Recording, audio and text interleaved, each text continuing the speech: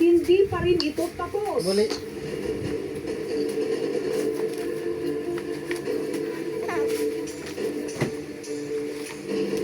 At sa halip daw na pagaanin nito ang traffic sa lungsod, lalo pang lumala.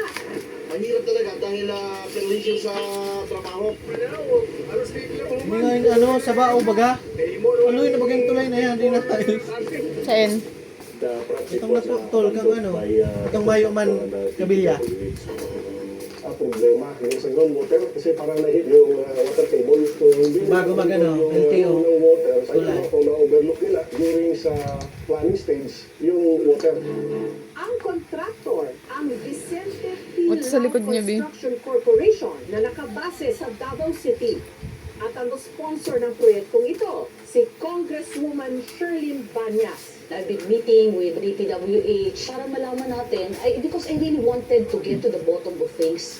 What went wrong? Ano ba talaga yung nangyari? Yung pera ba nagagamit sa tama? Unfortunately, natulog ng sobrang 1 taon.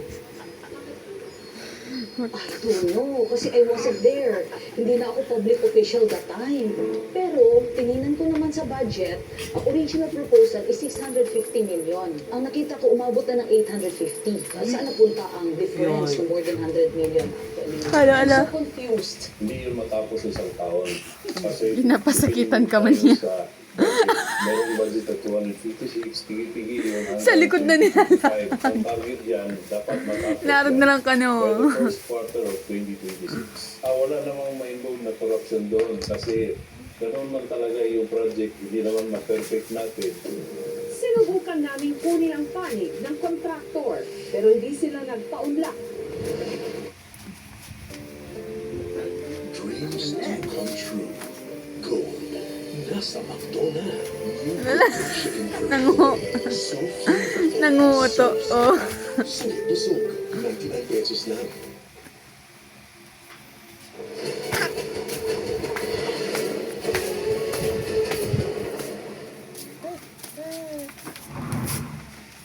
Hiningan namin ang opinyon ang dalawang dating mataas na mga opisyal ng gobyerno at ngayon madalas ding magbigay ng mga pahayag online. Si dating Finance Undersecretary at Professor Shelo Magno at dating Commissioner ng COA na si Heidi Mendoza. Ano masasabi niyo dito sa ginagawang investigasyon sa mga kinurakot na proyekto ng gobyerno? Very interesting kasi natutukuli yung atensyon ng mga taong bayan dito sa mga matinding usapin ng korupsyon kahit alam naman natin nangyayari na talaga to at matagal na nangyayari to. But it also sets an expectation sa Pangulo na may gagawin siya dito. Very strategic, very good PR yung isumbong mo sa Pangulo. But at the same time, ang sasabi ko, hindi ko umaasa